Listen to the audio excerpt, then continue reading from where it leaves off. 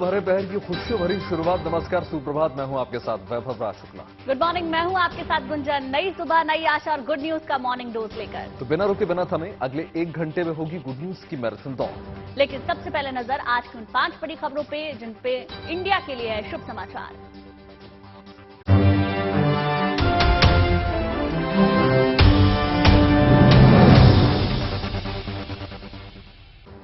तो शुभ समाचार में देखिए बात यमुना की आज हम करने जा रहे हैं, जिसका क्रोध दिल्ली में तो कम सा नजर आ रहा है, थोड़ा शांत हो गया है। 9 दिन में पहली बार यमुना दिल्ली में खतरे के निशान के नीचे पहुंची है। यमुना की इस दरिया दिली ने दिल्ली वालों को कैसे दी है राहत की खबर, आगे बताएंगे। एक तरफ दिल्ली में यमुना का पानी कम हुआ है तो आगरा में यमुना के बढ़ते जलस्तर ने लोगों को परेशान कर दिया है। 45 साल बाद यमुना के पानी ने ताजमहल की दीवारों तक दस्तक दे दी। बावजूद इसके ताजमहल महफूज बताया जा रहा है। कैसे, इसकी भी आगे बात करेंगे। बिल्कुल गुंजन, देखिए आपको मध्य प्रदेश के खरगोन भी लिए चलेंगे, जहां भक्ति की अनूठी शक्ति देखने को मिल रही है। यहां पहली बार लाल पत्थरों से एक पुल बाकायदा बनाया गया है। जो खास बात इसमें यह है कि ये पुल शिव भक्तों के लिए जन सहयोग से बनाया जा रहा है, क्योंकि इस पुल को लेकर यहां है उत्साह, आपको बताएंगे। शुभ समाचार में बात उस लेडी सिंघम की भी करेंगे जो दिल्ली पुलिस में बतौर सब इंस्पेक्टर तैनात है, लेकिन उनकी पहल और उनके जज्बे की तारीफ सारा जमाना कर रहा है। कैसे देह व्यापार के दलदल में फंसी लड़कियों को उन्होंने नई राह दिखाई, उसकी तस्वीर भी आपको थोड़ी देर में दिखाएंगे। बिल्कुल, देखिए बुलेटिन में बात जो है उस विराट पारी की भी हम करने जा रहे हैं, जिसका इंतजार कोहली के फैंस को बेसब्री से है। त्रिनिदाद के मैदान में विराट कोहली अपना 500वां टेस्ट मैच खेलने उतरेंगे और इस मैच को कैसे यादगार बनाने की है तमाम तैयारियां आगे आपको बताएंगे।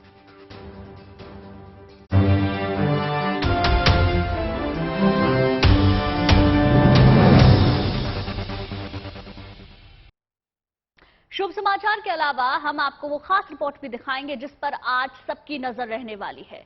थोड़ी ही देर में आपको दिखाएंगे कैसे एक के बाद एक नए विवादों में उलझती जा रही है अक्षय की फिल्म OMG 2 और उज्जैन महाकाल के पुजारियों की फिल्म को लेकर अब क्या है आपत्तियां, इसकी भी आगे बात होगी।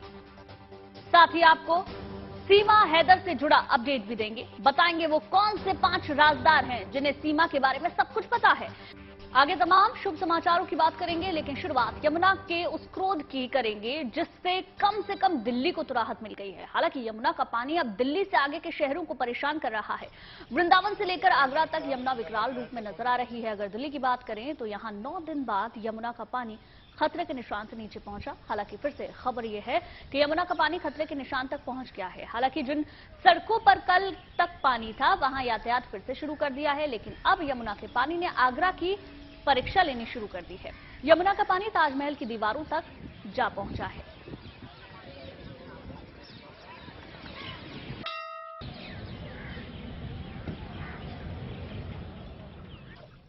और दिल्ली के बाद मथुरा में यमुना नदी की उफनती लहरें ताज के करीब दीदार करने को बेताब नजर आ रही हैं। आलम यह है कि यमुना की लहरें ताजमहल के पीछे वाली दीवार को छूकर बह रही हैं।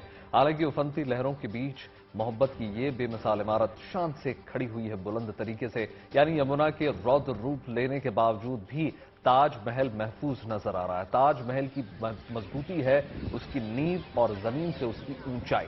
जमीन से काफी ऊंचाई होने की वजह से ये यमुना का जल स्तर बढ़ने पर भी पानी ताजमहल के अंदर दाखिल नहीं हो सकता। यही वजह है कि बेखौफ होकर लोग ताजमहल का दीदार कर रहे हैं, यमुना के स्वरूप को निहार रहे हैं।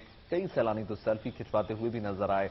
इस बीच लोगों ने यमुना मैया से अपना रौद्र रूप थोड़ा शांत करने की प्रार्थना जरूर करते हुए लोग नजर आए। 6 तस्वीरें आपके टेलीविजन स्क्रीन पर।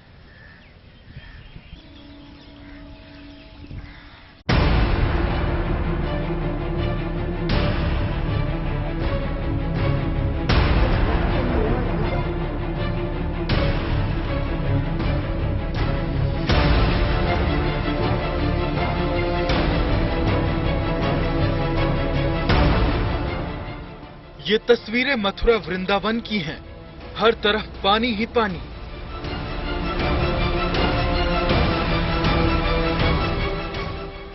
ये तस्वीरें ताज नगरी आगरा की हैं।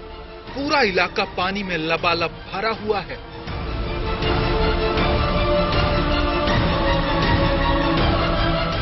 सामने ताजमहल है, लेकिन उसकी दीवारों को भी यमुना नदी का पानी छूने लगा है। हालांकि अभी पानी ताजमहल के अंदर नहीं गया है। मेरे ठीक पीछे आप ताज कॉम्प्लेक्स देखेंगे। स्थानीय लोग बता रहे हैं कि कई फीट पानी का इजाफा ताजमहल के कॉम्प्लेक्स के आसपास हुआ है। लोग बताते हैं, स्थानीय लोग बताते हैं कि ये पूरा इलाका, पूरा कॉम्प्लेक्स नीचे तक दिखाई देता था और वहां घास या जो पेड़ पौधे लगे हुए थे वो दिखाई देते थे, लेकिन पानी का स्तर काफी ऊपर उठ गया है। थोड़ा और अगर आप इधर करीब आएंगे, जो बार्ब्ड वायर्स लगे हुए हैं ताज व्यू पॉइंट के बाद लोगों को रोकने के लिए, उसके ठीक पास में एक पुराना दरवाजा था जो स्थानीय लोगों के हिसाब से तकरीबन 5 फीट के आसपास था। वो 1 हफ्ते 10 दिन पहले तक दिखाई दे रहा था, वो पूरी तरह से डूब गया है। पिछले 48 घंटे के अंदर मेहताब बाग और जो ताज व्यू पॉइंट है वहां की तस्वीरें कुछ इस तरह से बदली हैं कि ये पूरा कॉम्प्लेक्स आपको दिखाई देगा यमुना नदी के पानी में डूबा हुआ है। ताजमहल की यमुना किनारे बनी दीवारें 2 फीट से ज्यादा पानी में डूब गई हैं। ऐसा 45 बरस में पहली बार हुआ है जब आगरा में बाढ़ का ये विकराल रूप देखने को मिला। इससे पहले साल 1978 में आगरा में इस तरह की बाढ़ आई थी। ताज व्यू पॉइंट में भी यमुना नदी का पानी भर चुका है। ऐसे में इसे आम पर्यटकों के लिए बंद कर दिया गया। साथ ही ताजमहल के पीछे मेहताब बाग के पास बनी ताज सुरक्षा पुलिस चौकी में भी यमुना नदी का पानी भर चुका है। लिहाजा वहां सुरक्षा में तैनात पुलिसकर्मी अपने अपने सामान लेकर पास में बनी अस्थायी चौकी पर चले गए हैं।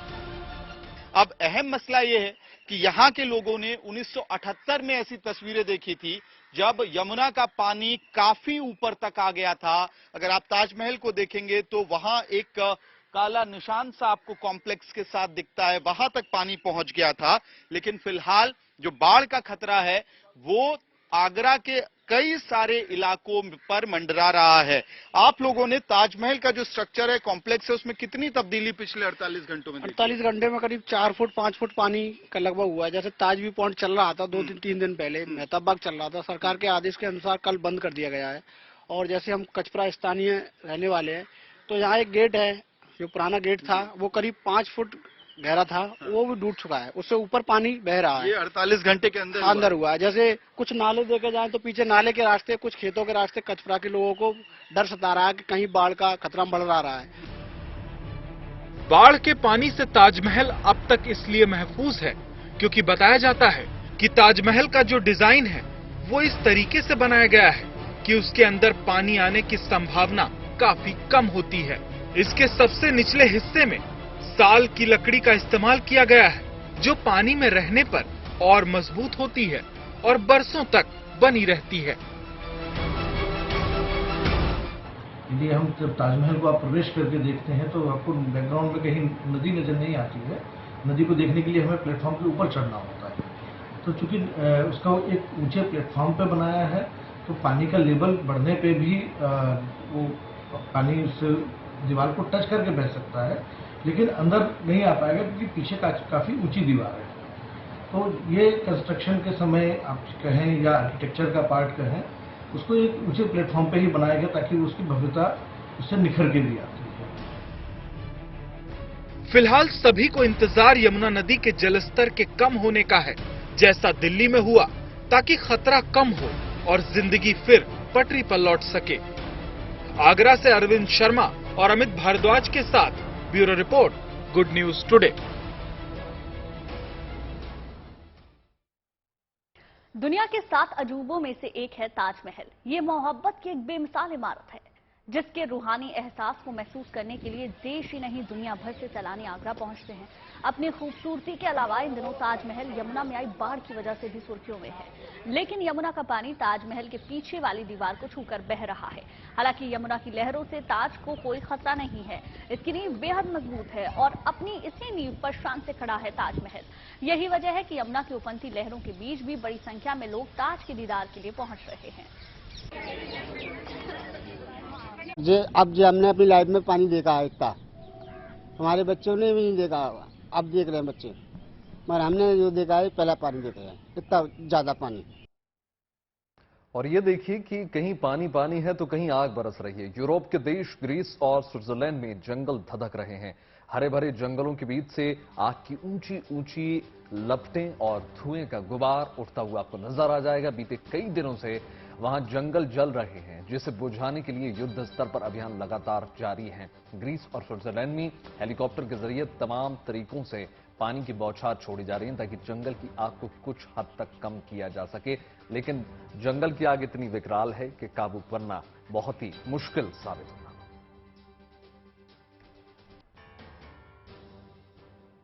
यूरोप के देश ग्रीस में लगी जंगल की आग को बुझाने के लिए फायर फाइटर्स लगातार पानी की बौछार कर रहे हैं। वहां इस काम के लिए हेलीकॉप्टर्स को लगाया गया है। इन हेलीकॉप्टर्स में रस्सी के जरिए पानी की बड़ी बड़ी बकेट्स को बांधा गया है। नजदीक के झील या तालाब के इन बकेट में पानी भरकर ये हेलीकॉप्टर उड़ान भरते हैं और फिर धुएं के गुबार छोड़ते हैं। जंगलों के ऊपर छिड़काव किया जाता है।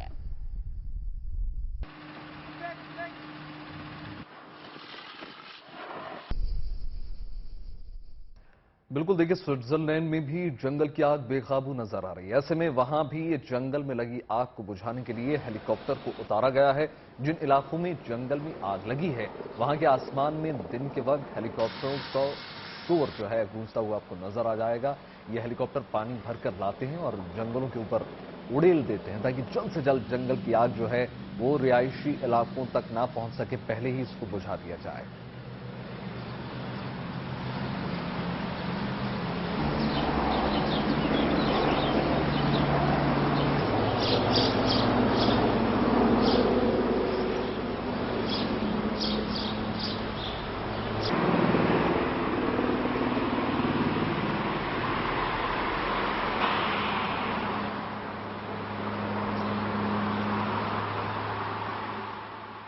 सहारा ग्रुप में निवेश करने वालों के लिए शानदार खबर निकल कर आई है। जो पैसा वो डूबा हुआ मान रहे थे वो जल्द ही उनके हाथों में वापस आ जाएगा। सरकार ने इसके लिए एक बड़ा कदम उठाया है और पोर्टल लॉन्च कर दिया गया है। सरकार ने साफ कर दिया है कि छोटे निवेशकों के हितों का पूरा ख्याल रखा जाएगा, इसलिए ये पोर्टल बनाकर पारदर्शी तरीके से अपना काम किया करेगा।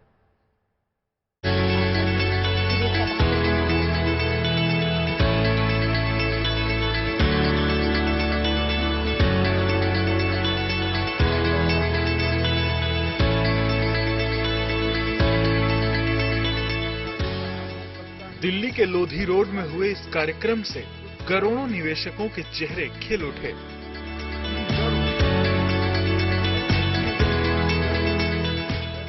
जैसे ही गृह और सहकारिता मंत्री अमित शाह ने ये रिमोट बटन दबाया तो बरसों से टूटी उम्मीद फिर जग उठी। दरअसल अमित शाह ने इस कार्यक्रम में सहारा रिफंड पोर्टल लॉन्च कर दिया। दावा है कि इस पोर्टल के जरिए करीब 4 करोड़ निवेशकों को फायदा होगा। उन्हें 5,000 करोड़ रुपए वापस मिल जाएंगे। इस पोर्टल में जमाकर्ता अपने दस्तावेजों के साथ आवेदन कर सकते हैं। फिर दस्तावेजों की जांच के 45 दिनों के अंदर पैसे सीधे बैंक खाते में ट्रांसफर कर दिए जाएंगे।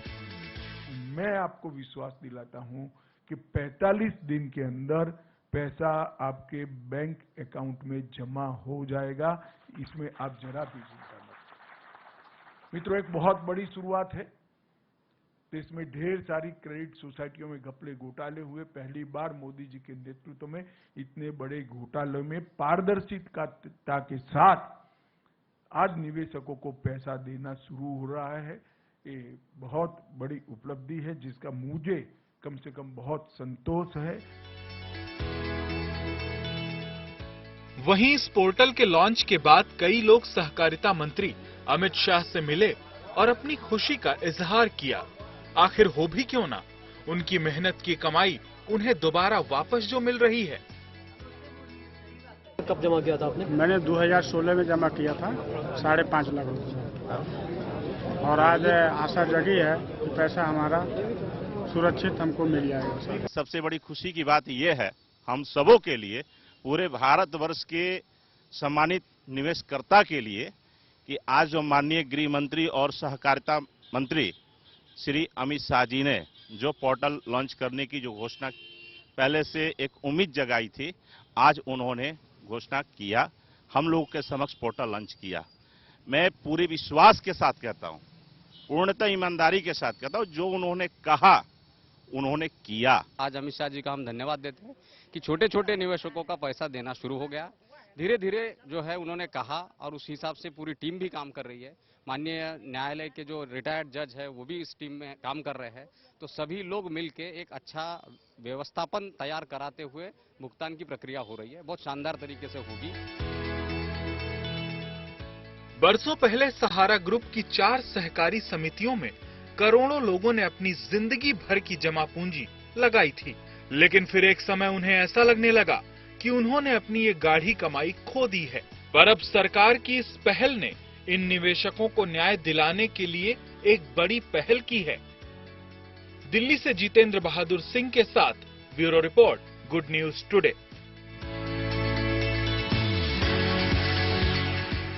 भारत आई पाकिस्तानी नागरिक सीमा हैदर को लेकर हर दिन नए नए खुलासे होते चले जा रहे हैं। एटीएस ने कल भी उससे तमाम सवालात किए। इस दौरान उसके पति और बच्चों से भी जानकारी तमाम जुटाई गई। माना यह जा रहा है कि इस पूरे मामले में सीमा की जिंदगी से जुड़े 5 किरदार सबसे ज्यादा अहम हैं, जिनसे ये पता लगेगा कि सीमा वाकई सही बोल रही है या फिर इसमें कोई साजिश है।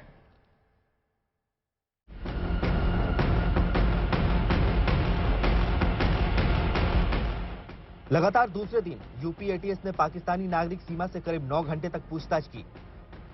इस पूछताछ में सचिन, उसके पिता और सीमा के 2 बच्चे भी शामिल हुए। क्या सीमा का भाई आसिफ सेना में है? सीमा के मामले में एटीएस सबसे बड़ा राज यही जानना चाहती है कि क्या उसका भाई आसिफ सेना में है। सूत्रों के मुताबिक इस पर जब सीमा से सवाल किया गया तो उसने एटीएस और नोएडा पुलिस से पूछताछ में बताया था कि उनकी जानकारी में उसके भाई ने पाकिस्तानी आर्मी ज्वाइन की थी। हालांकि सीमा का यह भी कहना है कि उसका भाई सेना छोड़ चुका है या नहीं, इस बारे में उसे कोई जानकारी नहीं है। बैक टू बैक 2 दिन की पूछताछ सीमा से एटीएस के अधिकारियों ने की। जो एसएसपी एटीएस है वो खुद नोएडा के एटीएस दफ्तर में पूछताछ कर रहे थे। सीमा का पति गुलाम हैदर क्या कुछ जानता है? सीमा का राजदार नंबर 2 उसका पहला पति गुलाम हैदर है, जो सीमा की सारी बातें जानता है। उसी ने हमें बताया कि सीमा के भाई का नाम आसिफ है और वो पाकिस्तान रेंजर में कराची में पोस्टेड था। तो आसिफ कहाँ है अभी, किसमें कहाँ काम करते हैं? कराची। क्या पाकिस्तान रेंजर्स में है, फौजी हैं? सीमा का चाचा पाकिस्तान सेना में है। तीसरा राज सीमा के चाचा को लेकर है। क्या सीमा का चाचा पाकिस्तान की सेना में है? इस बारे में सीमा के पहले पति ने हमें बताया कि उसका नाम गुलाम अकबर है और वो भी सेना में है। और इनके जो चाचा है सीमा के गुलाम अकबर, वो भी फौजी हैं? सीमा के 4 बच्चे क्या जानते हैं? सीमा के 4 बच्चे सीमा के बारे में क्या जानते हैं? इसके लिए भी एटीएस ने 2 बच्चों को पूछताछ के लिए बुलवाया था ताकि वो इस मामले की कड़ी को जोड़ सके। उनसे भी एटीएस ने अलग अलग पूछताछ की। सीमा से एटीएस ने पूछताछ की, जिस तरह से डेटा डिलीट हुआ था उसको लेकर पूछताछ की और अब एटीएस के दफ्तर बकायदा सीमा को इस गाड़ी में बैठाकर लेकर जा रहे हैं। सीमा के दूसरे पति सचिन, उसके क्या राज जानता है? सीमा का दूसरा पति सचिन भी सीमा के क्या क्या राज जानता है। एटीएस ने उससे भी लगातार दूसरे दिन राज उगलवाने की कोशिश की। मसलन उसे सीमा के बारे में क्या क्या जानकारी है और कब दोनों एक दूसरे के संपर्क में आए। सचिन और सीमा को आमने सामने बिठाकर पूछताछ हुई और अब आखिरकार तकरीबन 10 घंटे की पूछताछ के बाद जो सीमा है वो एटीएस के दफ्तर से निकली है। इस बीच सीमा का पाकिस्तानी पहचान पत्र भी जांच के दायरे में है। ये पहचान पत्र पिछले साल 20 सितंबर 2022 को जारी किया गया था। इसको लेकर सीमा से पूछा गया कि आखिर उसने इतनी देरी से क्यों पाकिस्तानी नागरिक पहचान पत्र बनवाया, जबकि ऐसे पहचान पत्र वहां जन्म के साथ ही बनवाए जाते हैं। जाहिर है ऐसे कई राज सामने आने बाकी हैं। नोएडा से अरविंद ओझा, भूपेंद्र चौधरी, हिमांशु मिश्रा और मनीष चौरसिया के साथ bureau report, good news today. चलिए अब आगे बढ़ते हैं। पबजी खेलते खेलते सीमा हैदर ने सचिन को अपने प्यार में कैद कर लिया, जिसके बाद अपने 4 बच्चों के साथ वो पाकिस्तान छोड़कर भारत आ गई। सचिन के प्यार में घायल हुई सीमा अब भारत छोड़कर नहीं जाना चाहती, लेकिन उधर पाकिस्तान में उनकी इस प्रेम कहानी को लेकर खूब हंसी ठिठोली हो रही है। कोई सीमा के इस कदम पर सवाल उठा रहा है तो कोई उनकी कहानी का मजाक बना रहा है।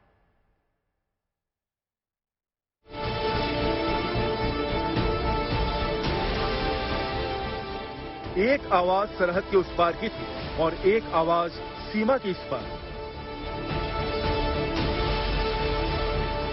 ना तो पाकिस्तान की एजेंट है ना वो इंडिया की एजेंट है, ठीक है, वो अपने लव में गई है। तो खैर अगर हम लोग ये बात करें कि भाई वो पाकिस्तान से एक प्रॉपर स्टोरी है, पबजी के थ्रू वो इलीगली वहाँ पर गई है। पबजी पाकिस्तान में खेल रही थी और ड्रॉप हिंदुस्तान में गिर गया, तो ड्रॉप लूटने के लिए जो है ये हिंदुस्तान पहुंच चुकी है।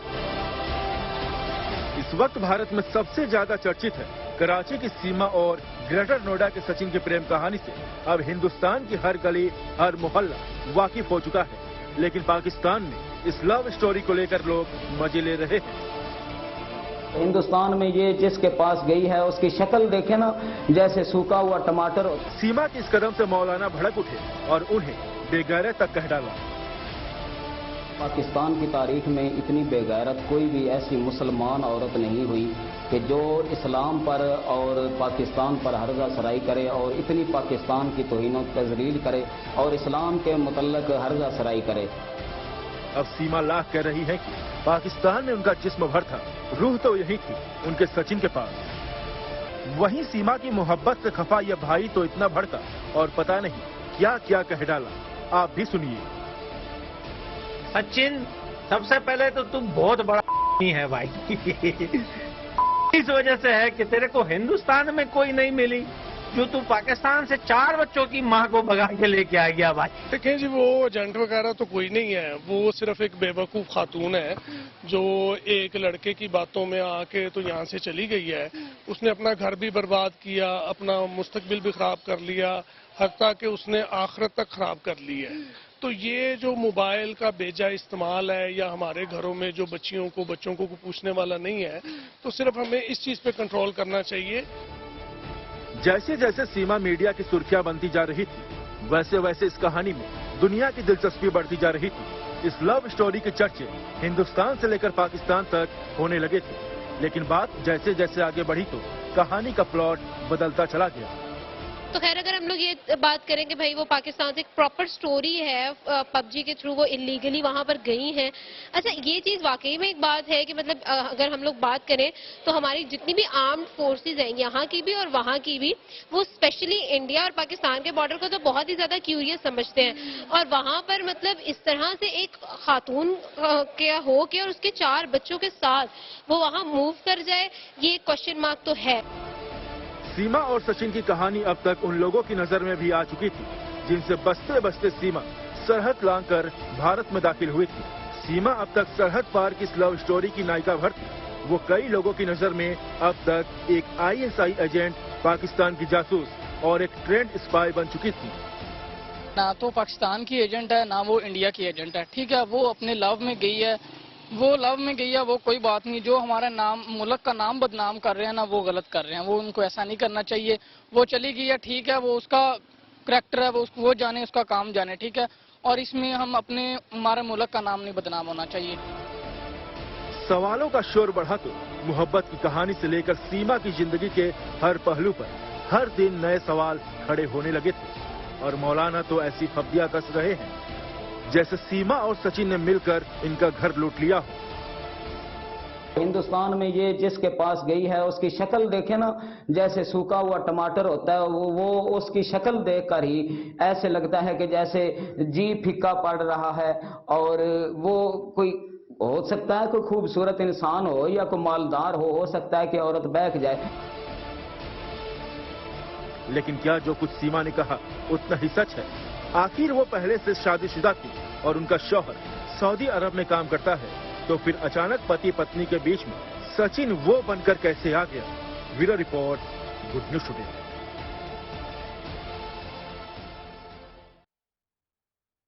और अब बात दिल्ली की लेडी सिंघम की। किरण सेठी पहली महिला पुलिस वाली हैं जो हर वर्ग की महिलाओं को सेल्फ डिफेंस की ट्रेनिंग बाकायदा दे चुकी हैं। 9 लाख से ज्यादा महिलाएं उनसे आत्मनिर्भरता की तमाम गुर सीख चुकी हैं। Limca book of world record में उनका नाम दर्ज हो चुका है। और इस धाकड़ कराटे गर्ल ने सेक्स वर्कर्स और उनके बच्चों को भी सेल्फ डिफेंस के तमाम गुर सिखाए हैं। चलिए इस रिपोर्ट में जानते हैं कि किरण सेठी के नाम और काम की खूब चर्चा क्यों हो रही है।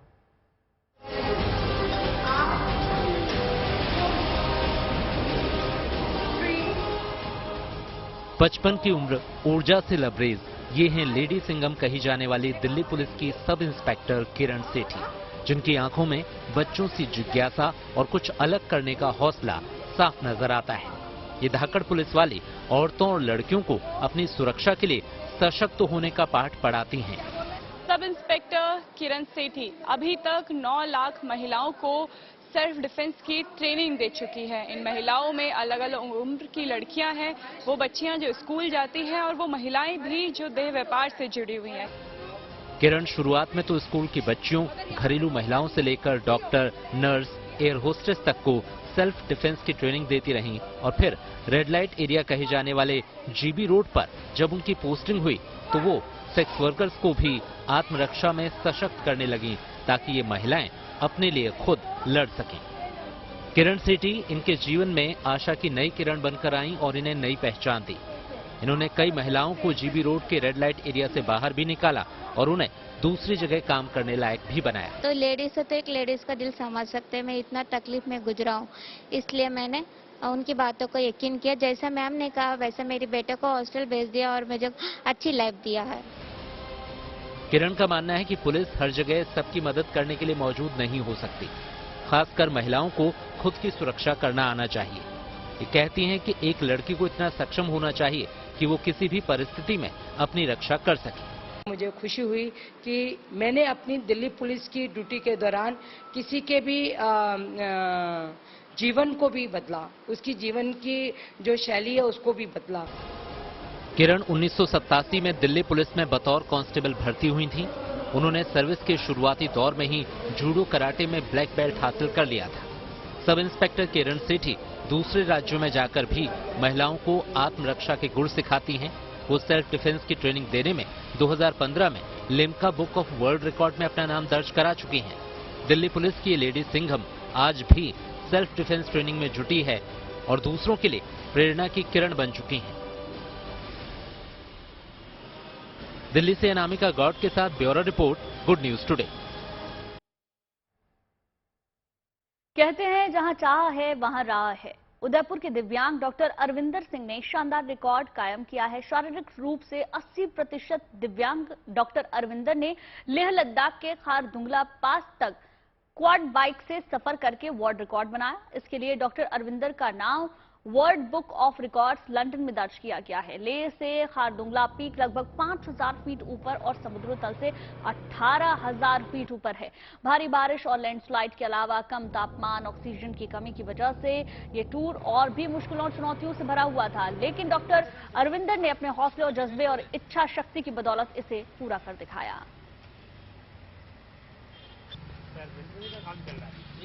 अंदर क्या मेंटेनेंस का काम चल रहा है? हाँ सर, अंदर नहीं जाने दोगे? इसी